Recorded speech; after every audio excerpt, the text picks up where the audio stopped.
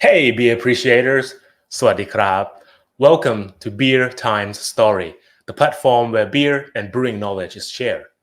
Okay, all right. For today's session, we're going to have a good burp about the similarity and dissimilarity of home and professional brewing topics. All right, one question arises here, which is, aren't these two things the same as, at the end you get beer, right? Well, to me, if they are the same thing, technically, there shouldn't be, a dedicated vocabulary for each activity. Yes, the beer is, the end product of both camps, but what separates them from each other? That's the interesting questions. Or to be more precise, what is the degree of differences between them? And this is the theme which we will explore together today. Speaking of home brewing and professional brewing in terms of equipment wise, as you can see from this photo, it is pretty obvious that they are in a different league. And 99.9999% of the time, the equipment is supplied from a totally different company. One can't simply walk into a homebrew shop and ask for like, hey, I want to buy 10 hectoliter conical fermenter, right? Or on the flip side, you scouting through a professional brewing equipment catalog to find an immersion chiller, the copper type for 10 gallons pot. However, there is an exception. There is one group of people that made this conflict, possible. They co-joined these two camps together and strived to provide the best solution for all. From new home brewers, new face to medium-sized professional breweries with their passion and expertise and love, of course. And our guest speaker for today's session is one of the representatives from this team. And here is a bit of, his information, his background. He began his homebrewing journey during his college time back in the late 90s. And after his graduation from University of Oregon with entrepreneurship degree in 96, he began start working in software consulting and technology company. This is around the same time, that he became a homebrew friend with the two beerheads named Olin and Darren, who founded a small homebrew shop in Northern California back in the 95 called Beer, and More Beer, or 3B, which our guest speaker, was also a regular customer of this shop as well. Now, in 1997, More Beer, short for Beer, and More Beer, and 3B, business outgrew.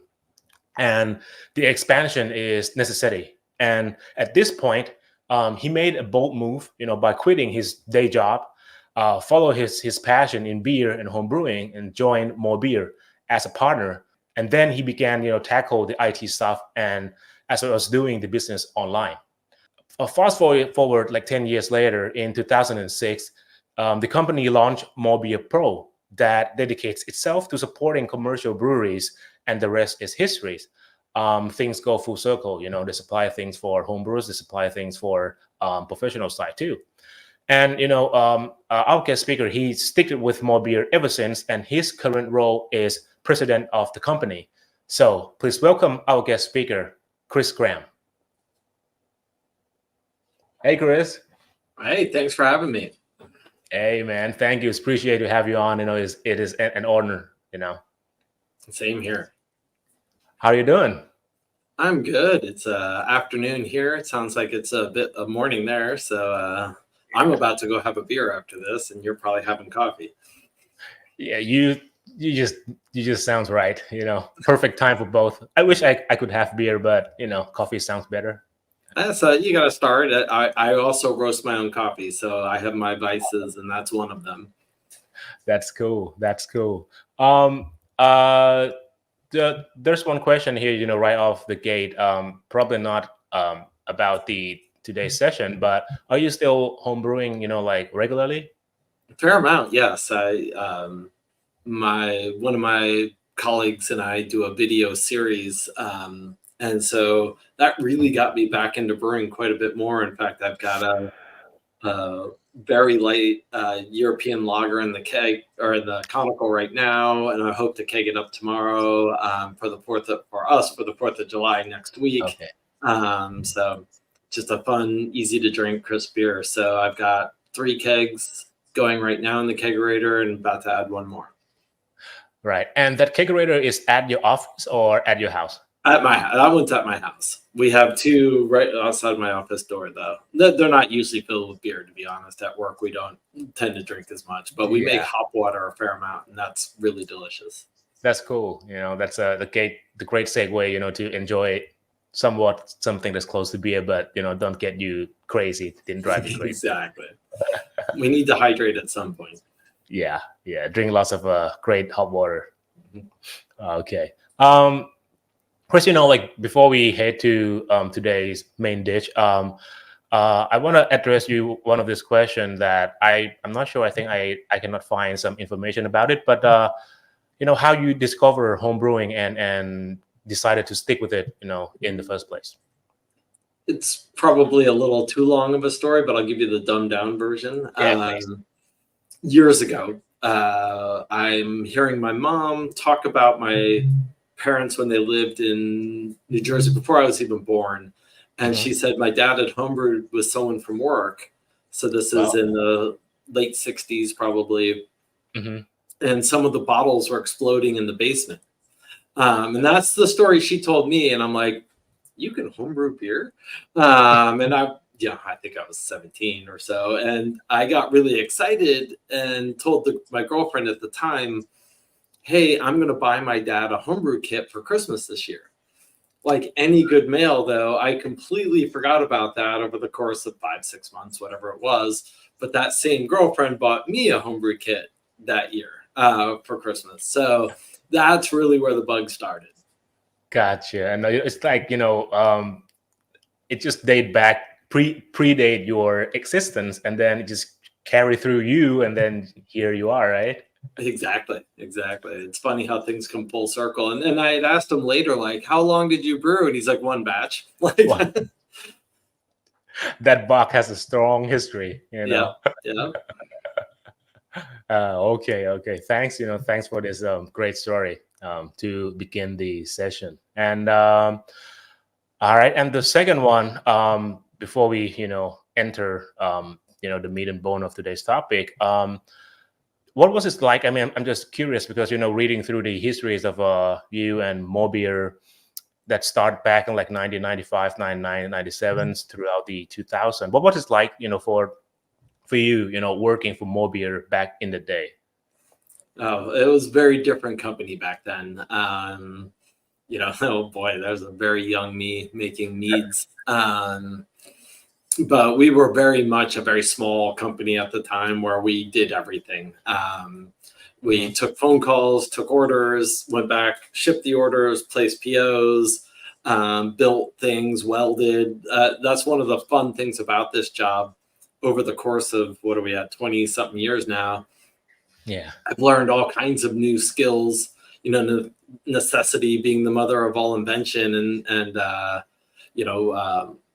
YouTube now being the teacher of all of it, but learned how to do a lot. And but I lived with my business partner's mom and dad for 3 years while we started it up. And we worked basically 7 days a week from a little after sunup to way past sundown.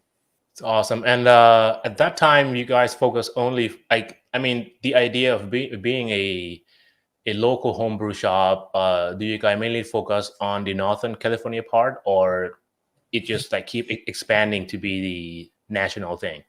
My business partner Roland has a very great vision, and at the time, I remember I would talk to him about things, and here I am fresh out of college with my college-y ideas, and I would say, why don't we do this? And he's like, okay, how about when we make $1 million in sales, we consider doing that. So we started plotting out these, as we grow, what is it that we want to do? So we kind of understood we're small. We don't have a lot of resources. We never got outside funding. We never asked for it either. We decided to grow from our own growth.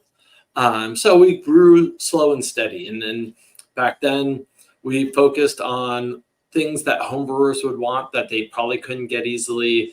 We had all been around people who had commercially brewed at one point or another and kind of understood what those differences were, and tried our best to start incorporating as much of that into the homebrew world, working with more stainless, working with tri-clamp valves and such as opposed to threaded, trying to bring homebrewers reluctantly into this higher category. And fast forward 20 something years, and it's amazing what we have access to now. Right, got it. Just to be clear now, you guys not only, I mean, at today time, you guys not only support the whole nation of the U.S., you also do the international shipping too, which is kind of a crazy. If we think about it from the beginning. We do, and we have for years, and you know, we're not the world's greatest international brokers. That's not what we do well. We're not on Temu and some of these sites that are designed around that. But we have customers who have told us like, oh, I'm in Micronesia. I'm in, I'm here, I'm there. And usually they have me sending it somewhere here in the States or through a brokerage per house or something like that to get it to them. But yeah, we've been shipping all over the world since day one. But, back in day one, we had 3 or 4 packages leaving the door a day, and now it's quite a bit more. Got it. And it is kind of, fascinating to see how you guys grow, and probably some of the brand of the equipment suppliers or ingredient suppliers also, grow alongside you guys too, as well, like White Labs and, some other stuff. We started the same year as White Labs, the same year as Brewery Run Magazine, the same year as a couple other companies. So it's been kind of fun to watch us all grow and pursue different avenues over time. Yeah. That's awesome. Okay. Thanks for, sharing this story as well. It is one of the interesting aspect that I find it very fascinating. Okay. Let's officially, begin the session. Cool.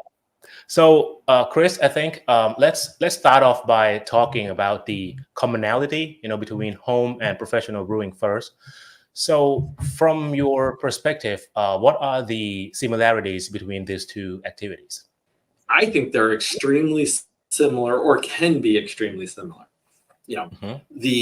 Especially from an all grain brewer's perspective, your process is very similar. Is it the exact same? That's always questionable.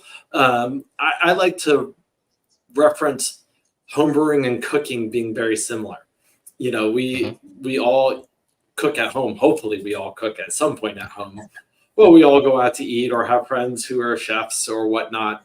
And the concept is we all take something and turn it into something hopefully people want. That's kind of the end reaction. So as an all grain brewer, the similarities are you're taking grain, you're either milling it yourself or you bought it milled, you're hydrating it, you're going through a saccharification rest, you're extracting the sugars out, i.e. mash and sparge, you're boiling it, adding hops along the way, you're separating all that trub out, and as it goes to your fermenter, you're cooling it at some stage, getting it into a fermenter, you're adding yeast, you're fermenting it, you're then packaging it, and you're drinking it. So from those things, it's the exact same thing. In my mind. And over the course of the last 25 years, I think a lot's changed in homebrewing from a control standpoint to allow you to get a lot closer to what breweries get. And I think that's, so in today's standpoint, I find you can do pretty good. I did a video recently where we brewed a homebrew batch at a commercial brewery while they brewed a commercial batch. And then we had it tasted by people at the San Francisco Beer Week Gala. And it was amazing how many people, it was almost 50-50 could guess that what was the homebrew and what was the commercial beer. To me, that kind of proves that nowadays the equipment, the processes and such are so much closer together to be able to make that final product that's closer. 20 years ago, I could probably 95% of the time pick out the homebrewer out of the lineup of beer. Okay. That's interesting one, because seeing this 20 years time span, and how the homebrew side kind of evolve, because like what you said, because if we compare the all grain side today, it's probably kind of challenging to differentiate them if both are being done in a really strict and controlled process. But let's say back then, 20 years ago, you're doing the extract brew, and diluted with water, use the, I don't know, maybe baker yeast or the other type of dry yeast, fermented it Usually a pack uncontrolled. underneath the lid of a Yeah, can. Who yeah. knows how long it's been sitting there? Even then, I all grain brewed 20 something years ago. But the selection of yeast that was available to a home brewer, the quantities that were out there, why yeast here in the United States was out here. And that they have a big catalog now, but it's a fairly narrow catalog back then. Yeah. Your ability to get it fresh without it sitting on a shelf for months on end. Hop varietals, even the malt we get, I think, is so much fresher now because of how much it's turned, how good infrastructure of distribution is, both on our side and on our vendor side to get it to us. Right. And I would say even back then, the all grain, one of them sticks out mightily, and that's like fermentation control has gotten so much better in 25 years. Stainless conicals, temp control. This batch I'm talking about in my garage, it's 95 degrees in my garage, but I've got a glycol chiller with a pressurized unitank fermenting away at, right now it's cold crashing, so it's 39 degrees Fahrenheit, and I got a spunding valve on it, so I have it close to 15 psi, so it's almost carbonated. All the tricks that pros brewers did over the years, we're starting to be able to catch up and do those things. Right. And then probably it's going to be sidetrack the conversation just a bit, because you touch on the raw material, the ingredients, right? Just it just knocked my head, like, for hop wise, I'm curious, with the current size of more beer that you guys are right now, do you guys do your own hop selection? We do some hop selection. A lot of times we have to trust our partners. We go through a lot of hops, and it's hard because usually you're talking a narrow band. So if you're doing a hop selection, usually that's like 2 or 3 rows in a field. That's enough to make you a couple batches, but it might not be enough to say, like, all home brewers and commercial brewers, this cascade is going to guaranteed be from there. So we don't, and for some safety for ourselves and our customers, we also diversify who we buy from. So in case someone runs out of hops or whatnot, we have multiple vendors to be able to get them in.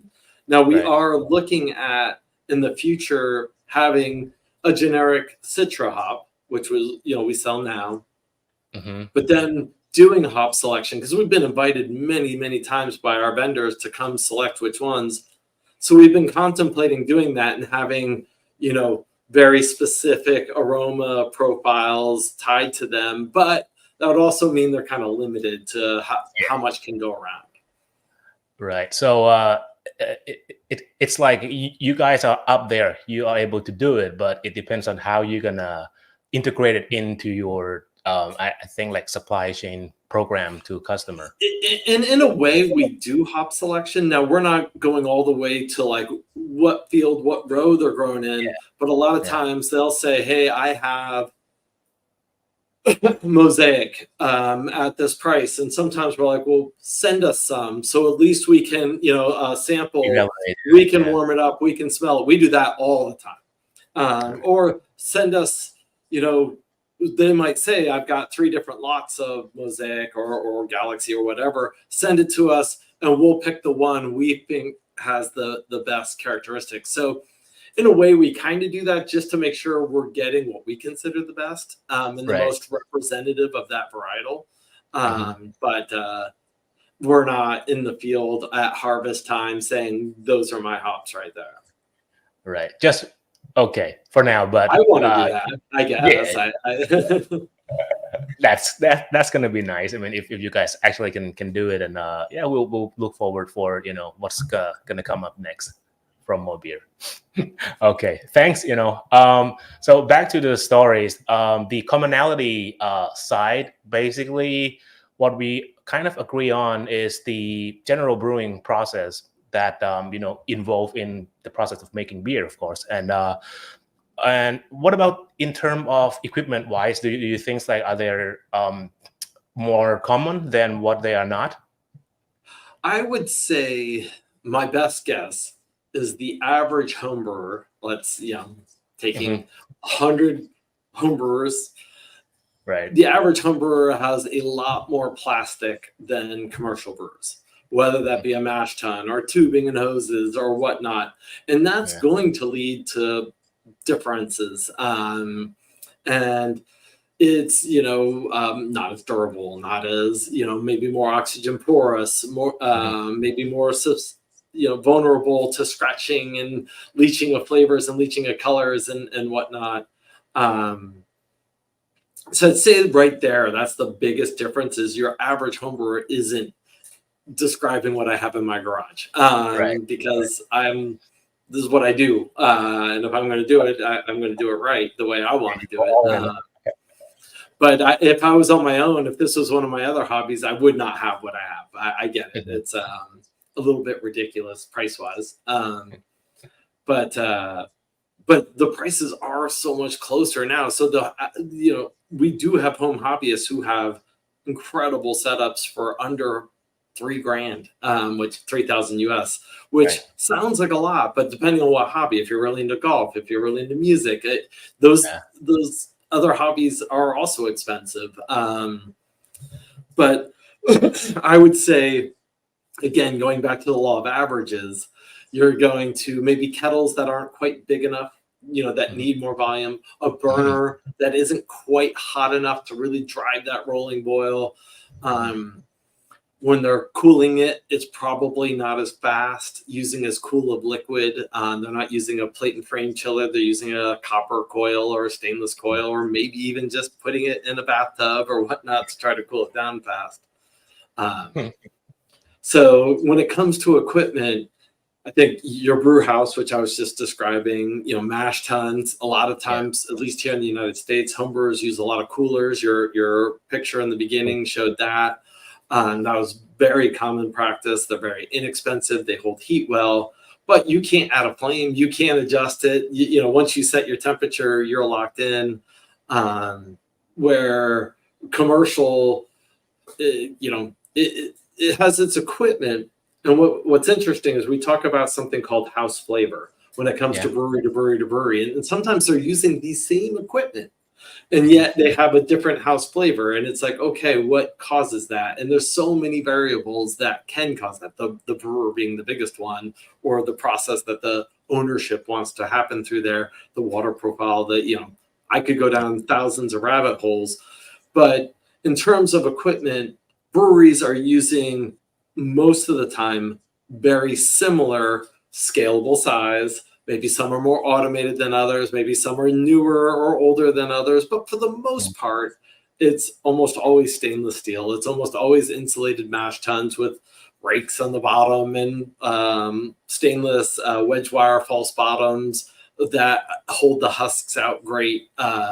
They almost all, hopefully, they all use triclover or tri-clamp fittings for sanitary fittings, butterfly valves, things like that. So they're easily repeated over and over again and sanitized between uses. Their fermenters, I've never heard of someone not having a glycol-based fermenter, cooled fermenter. So their ability to do fermentation at a great temperature is unheard of, that a Mhm. commercial wouldn't have, and Right. almost unheard of for homebrewers to have. It's becoming more popular. Chest freezers that you put a temp controller on. I think it's it's probably 50% of homebrewers, maybe even more now, have temp control. So that's great. Like that's a great first sign, or not first sign, but a great sign of our ability to do this. And I think as craft beer really took off here in the United States 8-7 years ago, even longer really, but really hit that pinnacle. And even right before COVID was really at that pinnacle. It's like, why didn't homebrewing just go away? You have access to all this beer. That's why a lot of us got into homebrewing. But I think a lot of us had good enough equipment to make great beer, and we're doing that. So the hobby didn't die because there was the access to this great beer out there. So equipment wise, they're running 5 days a week, 7 days a week, sometimes multiple batches a day. So their equipment has to last, has to be strong. And so you get to the homebrew side, and the homebrewers are maybe making one batch a month, a quarter, a year, sometimes more, sometimes less. I went 8 years without brewing, I think, when my kids were real little, or close to it. It felt like at least that long, but still worked afterwards. But, I think when you don't use something constantly, your ability to really know it and tweak it and understand the nuances of it reduces.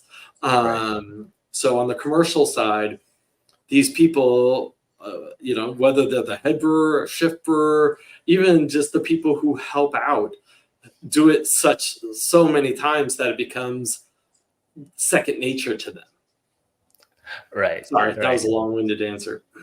No. It's all good. Because you've pointed out the parts that they are kind of intersect. The picture is kind of aligned, but still it's not perfectly like the same thing. And that is a good segue to the second question, because we're gonna touch about the opposite end of the road. The dissimilarity aspect. I have a lot of those. Yeah. So Chris, let's just kick off this. What makes them different? Home versus professional brewing. The biggest thing right off the get-go, you can't have a business if you don't think of core business things, income, profit, in order to reinvest and to grow. So homebrewers can make anything they want. You can make a peanut butter and jelly IPA if you want to, and you can ruin one any day of the week, and it's no big deal. You might make the best beer, you might not make the best beer, but a commercial brewery's got to sell it. And if they can't sell it, they have a problem. One of the guys who's worked for me for years, his name's Colin. He worked at Downtown Joe's for years, and he always wanted me to get homebrewers to try a challenge, and that's to make the same beer 100 times and make the same beer 100 times. And I'm like, listen, Colin, that's not what homebrewers want to do.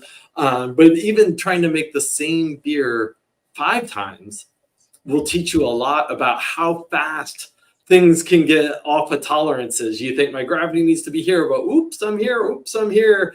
And as a homebrewer, oops means an opportunity. I'm going to make, this was supposed to be a pale ale, but I got too much sugar. I'm going to turn it into an IPA, or vice versa. We have flexibility where a commercial brewer has to sell that beer as that name. I think a lot's changed in the last 10 years, where used to be flagship. So every company had their Sierra Nevada Pale Ale, their whatever. And yes, that better tastes the same at the sports bar down the street, at my house, in the fridge, they have to taste the same every single time for people to recognize it and to love and for that to be their beer. Now I've noticed most of my favorite breweries, you can't always get the same beer twice. It's, so they're becoming a little homebrewerish in that regard of they can play more. They can buy that lot of hops that they heard about, but they only have enough to make one batch. And when that batch is gone, they get the next one to try out or play with. And then some are doing a good combination of both. You make your flagship beers that are always there, and then you have your specialty seasonal beers that, you get to have fun with. But I think that is the number one difference between the two, is that discipline and thusly the education you need to get for everything to come together to make the same taste. And we're talking, it starts before the mash. It starts from the lots of grain you get in and the water, changing with the seasons. It might be the rainy season, the dry season, might be fire somewhere locally, so you're getting more ash into the water.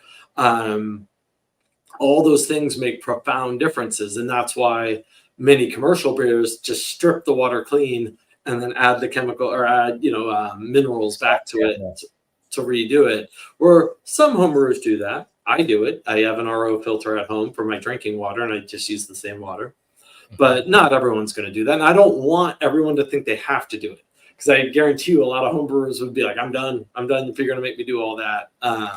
So I think right off the get-go, that being a huge one.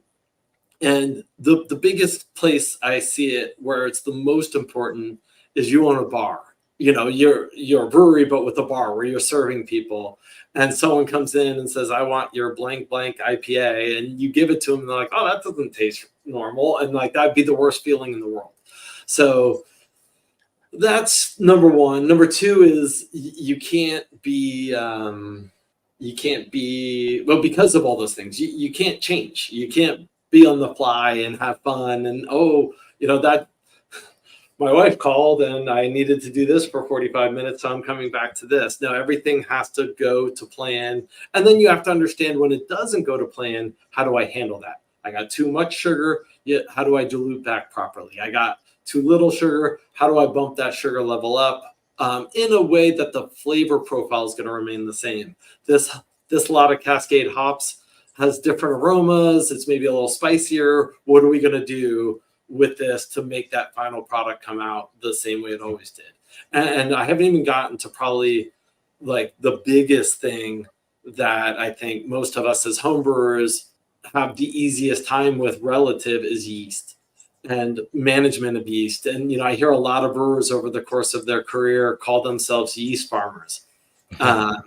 They consider themselves just a slave to their yeast, because the yeast, ultimately, you make the big flavors, they tie it all together. And they don't use the yeast, one pitch of a dry yeast and pour it out and they're done. Some might, but I think in the long run, most breweries, commercial, are going to reuse. And they might be big enough to have a lab that will go down to a single cell and they selectively choose for flavor. They grow that up and they use that in their pitches, and then they reuse it for 10, 11, 12 generations, maybe more, depending on what strain and what they know. But they know, because they've done it thousands of times, what it's going to do and when to start looking for it going bad. So it is interesting. A lot of commercial breweries here in the United States now, to me, are just big old homebrewers. They're a small batch. I met one the other day where, 3.5 barrel brew house. He brews it, sells it all himself, cans it all himself. He's a one-man show, and he's retired, and he loves it, absolutely loves it. But I would say you're a home brewer who has commercial tendencies, and he makes good beer. His Munich Helles was delicious. Whereas, you get to a brewery that maybe has 50 employees, and now all of a sudden that's next level. They have scientists and they have engineers and they have analysts. They have flavor profile people tasting it afterwards to give feedback. Is this within range or out of range? And we've gotten, because of our proximity, we've gotten to be friends with Ken Grossman at Sierra Nevada, and it's been, wild to watch him grow. And you go in there and their lab there rivals Anheuser-Busch's labs. I mean, that's how serious he takes the science of things. So I'll just kind of try to cover a whole bunch of differences. One, they usually have good purchasing power, meaning they have to have that taste the same. So they have a lot of influence of making sure they get the quality in each of those ingredients, and that they usually have good ways of testing to make sure they're within tolerance when they get them. So from an ingredient standpoint, they have some clout and some power typically, or buy from good sources. process wise, you do the same thing over and over again. You better get good at it or get out of it, one of the two. And I think most of them get good at it. Yeah. 3, they ferment in sanitary stainless uni tanks, and even though many of them just do a tube down to a bucket, almost all of them, I still consider that a bit of a pressure fermentation, because it takes a lot of pressure to go through that water column, to go down into a bucket, to come out of that bucket, compared to what us homebrewers are doing. And I've really been recreating that in the last 2 years with spunding valves, and it makes a flavor profile. That's so much cleaner, less vulnerable to oxidation, bacteria pickup, things like that. That I think they have this huge advantage that us homebrewers are just kind of learning about. And some maybe many years ago, but couldn't get it out to us fast enough. Right. But as someone using it like there, and then packaging. We have the luxury of like, whatever we want to do. Do we want to bottle? When we bottle and can, it's not the best typically, unless I'm doing a competition. I get the counter pressure bottle filler out and take my time and make sure. So most of us just keg.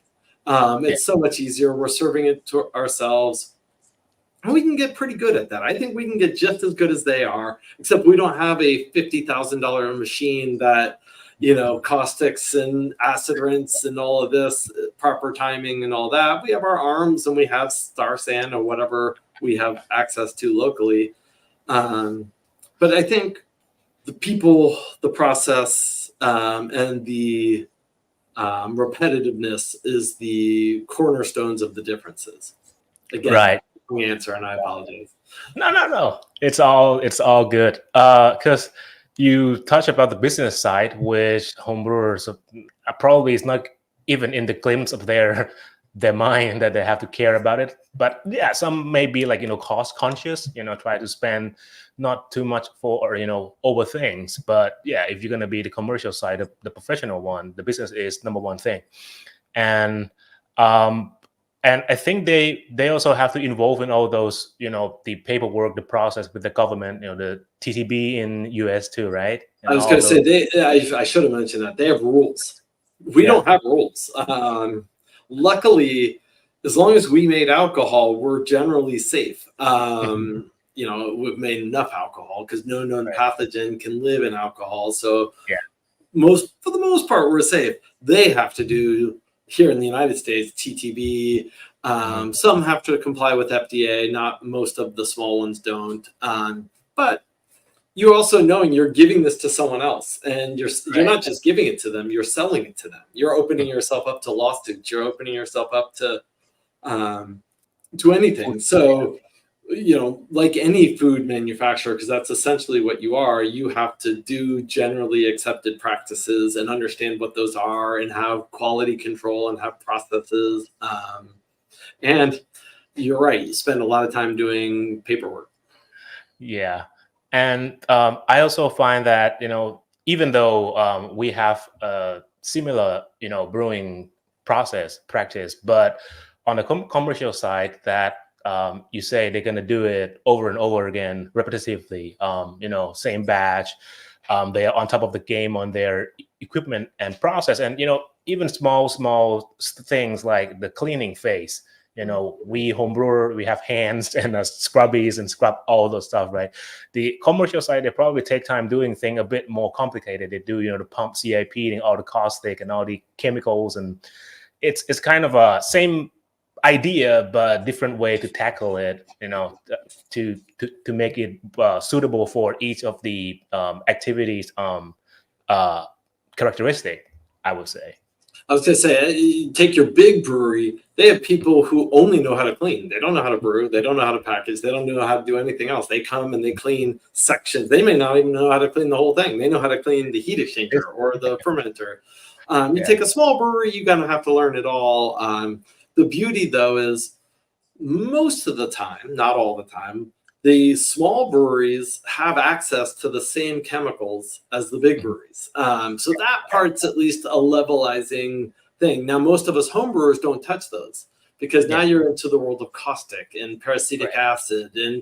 and things where we're not educated or trained on Mhm. handling those materials. So thusly, they're not easy to come by because Right. they're dangerous. Yeah. But because they're dangerous, they're much more effective than the stuff we use.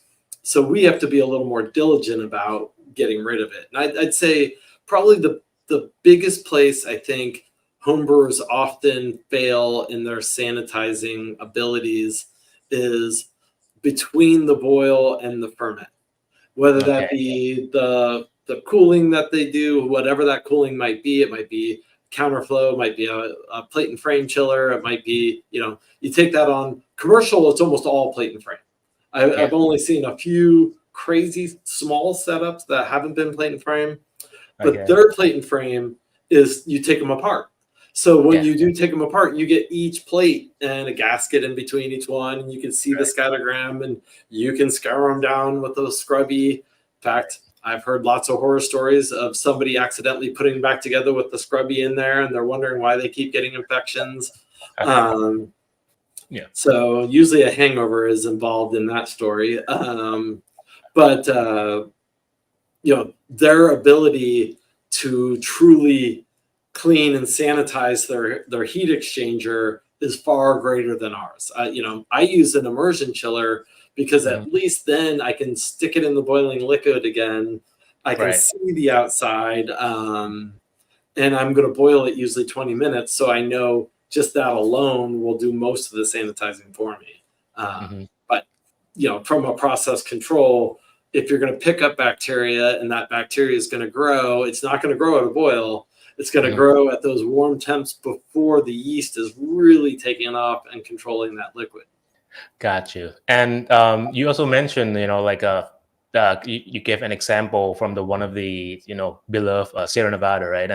And you see that level of the attention and dedication that Ken and his team put to produce beer, right? They have a super duper high tech lab that built around the quality mindset of what they want their beer to be in such a control way, and the level of investment they put on the packaging side of their things. If we as a home brewer, right, you you just try to mention sorry you just try to think about or imagine the bottling day, you'll be like, ah, man, that's I don't want that day to come, like, Yeah. 48, 50 bottles for just 5 gallon cakes, and you put into, like, maybe like 100 hectoliters or 100 barrel size fermenters, and you better have a really kick-ass machine to to perform the job. So I think the level of detail Well, and that's the other thing. You go to a brewery that size, there's not one person running the bottling line. There's Mhm. 30 people at the time. You go to a small brewery and they're doing canning, let's say, there's still usually 4 or 5 people doing it, not one person doing it by themselves. And what you won't see typically is them drinking while they're doing it, like us. Like, oh, I got a bottle. I'm going to sit down and open this beer before I do it. And guess Yeah, what? I get less technically savvy when I'm drinking than when I'm not. So yeah, right. So it's kind of a different, not say different, but more focused mindset of doing things. I mean, on a certain absolutely. activity. Yeah, It's your yeah. job as opposed to your hobby. I mean, that's probably the best differential right there. We Mhm. do it. One is a hobby, and it's what we do for fun, passion, and outlet, things to be creative, that kind of stuff. Brewers get to do a little of that here or there when they're creating a new batch or doing something different. But for the most part, they need to make that same product over and over again. So it becomes more of like a little bit of a job rather than this fun thing they get to do. Um, and you know, most of the time, one of the reasons we opened More Beer Pro, in addition to More Beer, Mhm. was we saw a lot of our customers. We're talking, I think at one point it looked like about 2,500 of them had turned from home hobbyists Mhm. to commercial breweries, and would talk to us like, "Hey, do you do this? Can you carry? I mean, I know you buy a lot of grain. Could you get me grain?" And so eventually it was just like, oh, we got to wake up and start doing this. One, we're losing home brewers because they're becoming commercial brewers. Um, And two, it's, just a nice way to balance out, and it allows us to purchase even better. When we're purchasing our raw materials, you know, purchasing for home brewers is kind of guessing trends that are going to happen. Purchasing for commercial brewers, most of them are forecasting. There's, they're giving us an estimate like, hey, we plan on making this batch that uses this much pearl hops, you know, 13 times this year, and could we buy it from you? We call them a contract. Can we buy Uh-huh. you, 400 pounds, but can you release them to us, four Like really, boxes a week, type thing. yeah.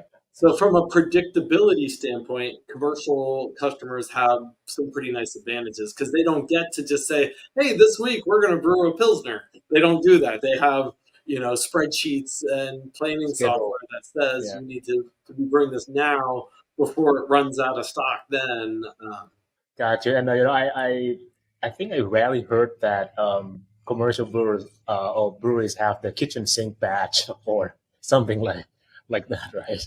and I think that's, it's unfortunate. Homebrewing, like anything else, becomes a hobby that is like, oh, I tried homebrewing once, I didn't like what I made, or I had someone else's homebrew and I didn't like it. That's the one I hear the most. Mhm. My friend's son, neighbor, whatever, shared homebrew with me 10 years ago and it was terrible. And homebrewing's a hard one because, we talked about it a little earlier, like what is homebrewing? It can be a simple thing, a can of malt extract that you peel the lid off and get the dry yeast that you stir it up after boiling for 15 minutes, add corn sugar, and Mhm. ferment in a plastic bucket at room temperature, whatever that may be. Bottling in your 50 bottles you got from a bar that had cigarettes and such in them. Or homebrewing could be brewed in one of these awesome either three vessel or all in one systems that are temp controlled all the way to the nines, pressure fermentation with a jacketed conical, kegged perfectly. So it ranges this huge span of what homebrewing is. That makes that challenging of what is that? Yeah, right. Yeah, so I mean, like for from my side, I think of professional brewing in terms of yes, business, and to do some of that so not joyful stuff, but it is part of Hmm. the job and the nature of business. And yeah, I think like so minutes earlier, you touched something about your friend at Mobia. That's your customer that turned to pros and lead to the open of Mobia Pro, right? So that's exactly what I'm about to just move on next because the interesting thing for me here is to hear is in the U.S. And some part of the world, it is not uncommon to either hear or read about the stories of home brewings who want to turn pro to brew professionally for a living or actually own their own craft breweries according to their passion. So uh, I think we should tackle this subject then about home brewing turns pro. Chris, from your point of view or your opinion, how simple is it, for a home brewer to walk into the professional dream world brewing career? I mean, to be brutally honest, it's very simple. It doesn't take a whole lot to open a brewery. I mean, it takes some money, it Mhm, takes some planning, mhm, hopefully a little business acumen somewhere in there, understanding, the customer's right. You want to make product that pleases them so they come back and, just the poor basics. I will say this, most successful breweries start with a home brewer who has passion. And mhm, that passion to make a good product, to make something they love, usually leads them in down a path that they'll succeed. Even if their business skills take time to hone to get better, usually as long as they're doing it for that reason, their success rate is quite high. If they're doing it because they saw some guy got rich opening a brewery and selling it, and they just want to get a piece of that pie. Those are the ones we saw come in and go out. Maybe in the 2010-ish range, I saw some that they're like, "I'm opening a brewery." I'm like, "Oh, cool! You love beer?" No, It makes good money. I know this brewery down the street. They're doing this.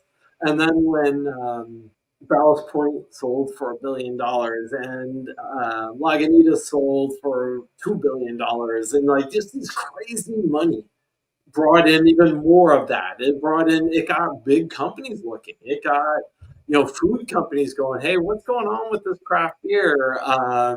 So instead of it being a passionate person about, usually a lot of these brewers I know are not just passionate about beer, they're usually passionate about a section of beer, flavors or profiles or styles is the best word that they want to specialize in, and I love that.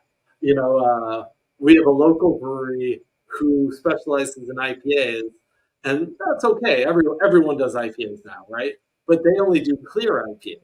Like they won't do a hazy, even though the world loves hazies. At least they used to. I don't know where we are yet, but um, and another guy in the Tascadero is doing some of these lagers that are blowing my socks off.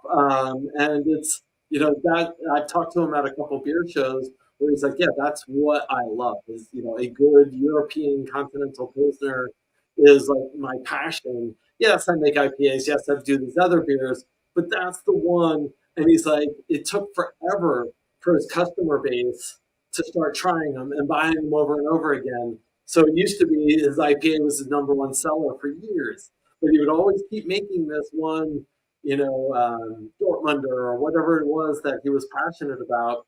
So eventually that caught on, and people either caught his passion or they had it enough times that that took on a life of its own. The one thing I caution anyone who's thinking you're going to open this brewery and you're going to get to play and you're going to get to make these recipes and you're going to be the brewer and you have this romance of wearing your boots. And unfortunately, if you're successful, you're going to quickly be trying to get new accounts, trying to hire people to help brew the beer, package the beer.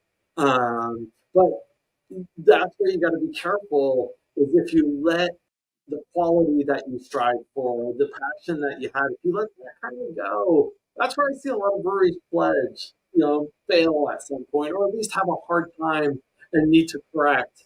A lot of times you'll see the owner go back to being the head brewer again for a while and kind of right the ship and say, no, no, no, we're going to build this around quality product. And then maybe they can step back and let someone else do that process while they work on something else that needs to be worked on. But like any business, there's always something that will need working on, and that's what the owner should be focusing on at any given time. Right. So it sounds like it is not that difficult to enter the professional world, but it takes a lot of not just passion, but you have to be really dead set on doing it too, just to make sure that what you want, whatever passion you have, is driven into the right direction and make a living out of it. Yeah, yeah, and I say it's not that hard. I mean, one, you gotta have money, some money, right? Like you're not taking your homebrew setup and starting a commercial beer with it.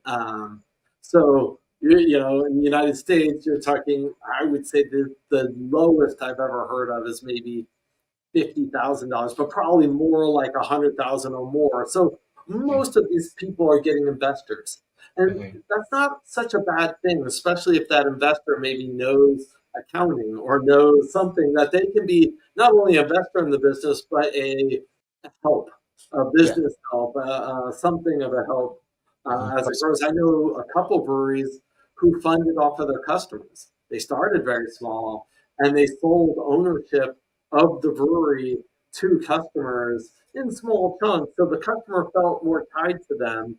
And it worked for years, and I thought it was a pretty interesting way to do it.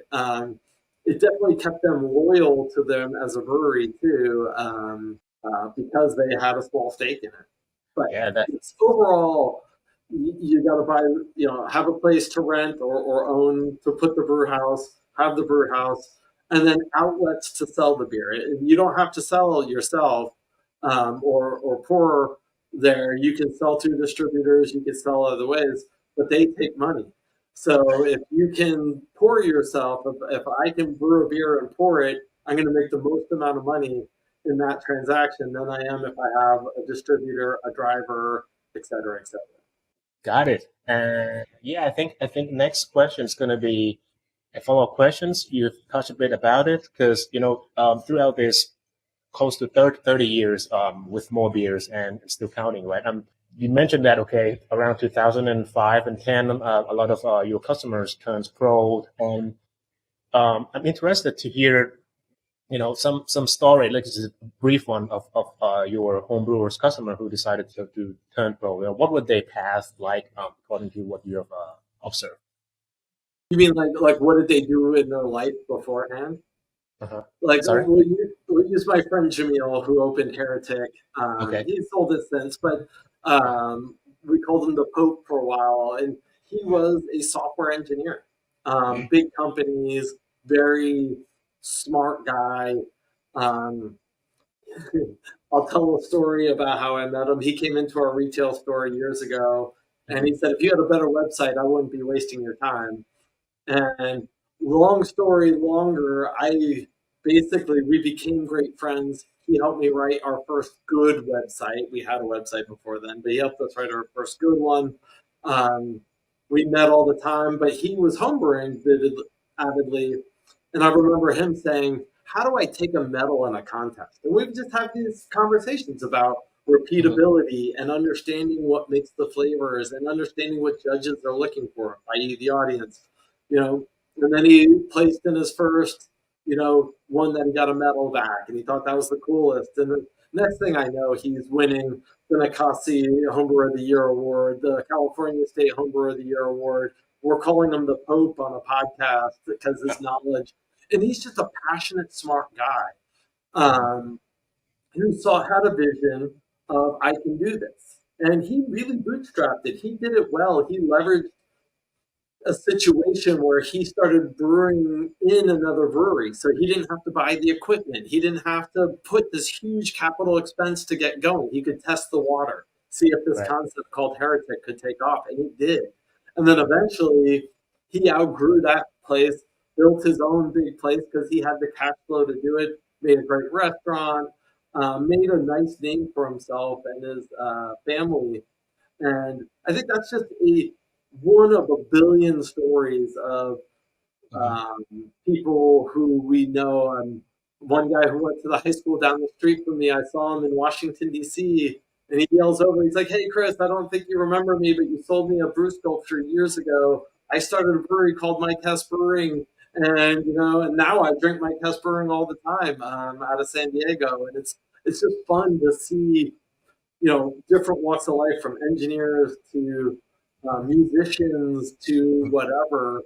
Just people, though, who had this passion and maybe just a little bit more than just, I like brewing a beer. They almost always love what goes into making a good beer.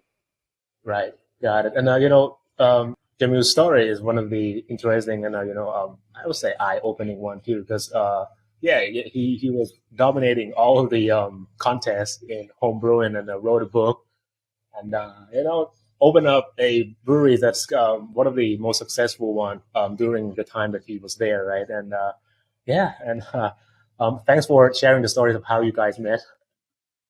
It is a good one. And before we move to the last question, I have coupled some of the homebrewers who turned pro, and say I think you probably know them in person, almost all of them. Just let's have a quick look at it together. I know As those first three from left to right of Ken and Vinny and Jamil. you And I mentioned, don't know, and I'm going to blank on his name. Kelsey Yeah, McNair. Kelsey. I don't know him personally, but I've heard his name many times, and I know he makes phenomenal beer. And that's the Because hard part with Mhm. close to 10,000 breweries. It's now hard to know all these people like we could, you know, 15, 20 years ago when you were talking, such a small amount out there. Mhm. Yeah, and one of the thing I find from this photo, right? It's like it's kind of a represent home brewers that are into it in a different timeline. We start with Ken, probably like 40, 50 years ago, home brewing, owning a homebrew shop, and yeah, he opened up Sierra Nevada and pushed everything to become one of the most successful this side of his breweries. And then Vinny, like what you said, some people might not know that, but yes, he's a home brewer too. Before he running this Russian River crazy brewery up in Santa Rosa, right? Oh, And for sure. No, he was a very passionate home brewer too. and yeah, and Jamil, your good friend, yes, and Kelsey, that he is walking down in San Diego with North Park Beer.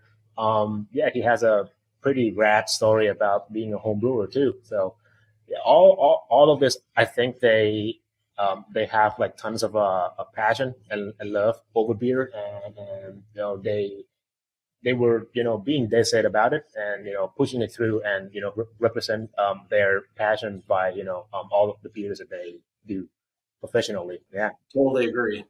Okay.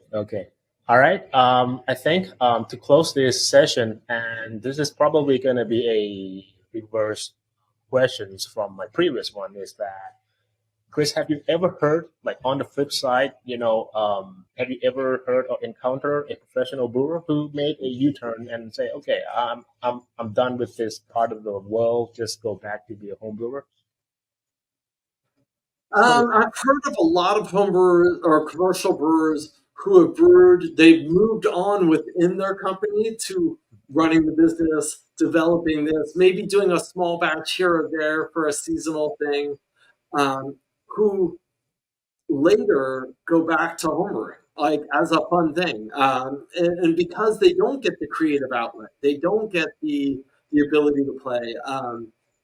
John Mayer, who was Rogue's brewer for years, Rogue of. Brewing, Yeah. um, he retired a couple of years ago, and his wife called me and had me set him up with a homebrew setup for home, because she's like, he's so excited to get back to just playing and to just, let's see what that would taste like if I mix X and Y together. The Some other big notable companies, I don't want to throw their names out there too much, but I've seen an order come through, and it's for homebrewing equipment, not and ingredients. And I'll talk to them at the craft brewers conference or something. I'm like, yeah, I saw this. What were you doing? They're like, oh, I had some nephews over, and I wanted to make a batch of beer with them. And I wanted to do it at home. I'm like, that's so rad that they still share and still have this fun in what they do. Dick Right. So, Cantwell, I don't know if you know that name. He used to own Elysian Brewing before Anheuser-Busch bought him. Then he bought Magnolia. uh, Um, he put a post on social media the other day that he's like, if you see this flag up, it means I have homebrew on tap at home. And I thought that was the coolest thing. Here he is having some huge breweries in his past, mhm, still being associated with one today. But he right. has like a farmhouse that he lives in and has a little flag that tells his friends, if you're driving by, I have homebrew on tap. What is his name again? Dick Cantwell. Dick Campbell. Okay, I've never heard about that, but I really like the story of the flag and to show people that we have homebrew beer around. Yeah, so it it exists, and it seems like when they turn, not like turn back, but they when they kind of a touch on the homebrew side, it's kind of a reignites the joy of doing it again. Like Yeah. maybe out of the boredom, or maybe they want to spice thing up, or like small batch brewing teach them a lot in terms of the how each ingredient would translate into the final beer without having to invest into the big size of the whatever the capacity of their brewery is. That's cool. That's cool. Yeah, it's one of those things where they can truly play again. They Mhm. get the freedom to, if nobody likes it, just dump it out and start over again. You don't have that fear of, "Ah, I got to sell this." Yeah. Okay. And I'm out of the questions. Just the last one here. Like, do you have any final say about this topic, Chris? I think it's one of these things where the difference between a home brewer and a commercial brewer can be very similar. It can Hmm. be very different. And I say this to the people listening and watching who are like, I think I want to do this. Um, be careful what you make your hobby into your business, because you do take away a little bit of that ability to remember what you loved about doing it. I did it. I'm lucky enough to say I did it. I've come in and out of the hobby from a passion standpoint over the years, but it's not for everyone. But man, if you really love it, it is such a cool hobby to be in and such a cool business to be in. You know, I have kids in school. All these dads are insurance salesmen, medical doctors, lawyers, all this stuff. Who do you think they want to talk to at every party? It's either me or one of my friends who's a professional brewer because we do fun things. Yes. Be careful for what you wish for, right? Yeah. And it's not, it's typically not a club of millionaires. I like to call us thousandaires. It's probably a good way to. You can make a living. You can make a good living. You can have a good time, but please don't get into it if you think, this is my next $1 billion idea. Okay. That's a great wrap up, Chris. And this is where we will end the session. So again, thank you so much for joining us today. I appreciate, and we all appreciate all of the stories and knowledge that you share. Thanks for that. Thank you. It's been great being on. Yeah, and I will continue to support more beer as much as I can. And just to say that the YouTube content that you guys make, it is super rad, man. And shout out to Vito too. He's absolutely. When I saw the subject, I'm like, guys, that's Vito. Yeah, he's killing the show. That's amazing job. And yeah. Okay. All right then, Chris. I hope I can meet you. In person in future sometimes, maybe. Me too. Yeah, but just thanks for coming up today, and yeah, the rest just take care. Cheers. Thank you. Yeah, thank you. Cheers. Goodbye. Okay. Well, here you go. The two stories. The two activities that look very similar, but yet it contains certain degrees of dissimilarity, differences. And that's come with cautions of what you're going to do to each of them. However, for me, I would say that both bring joy to people, beers, right? Both have their own identity, character, and concerns if you want to enter into one of them. And all in all, just to say that one may not be an answer for all, regardless of the option that you choose to go with. But just find your own groove and be dead set on doing it. Whatever choice you make, enjoy it, and in the end, just have a really good, awesome beers that you like. Okay, I hope that everyone find the moments for having a good burps throughout the session. The good burp session will be back in no time, so stay tuned. Until next time, cheers and swaddy krap.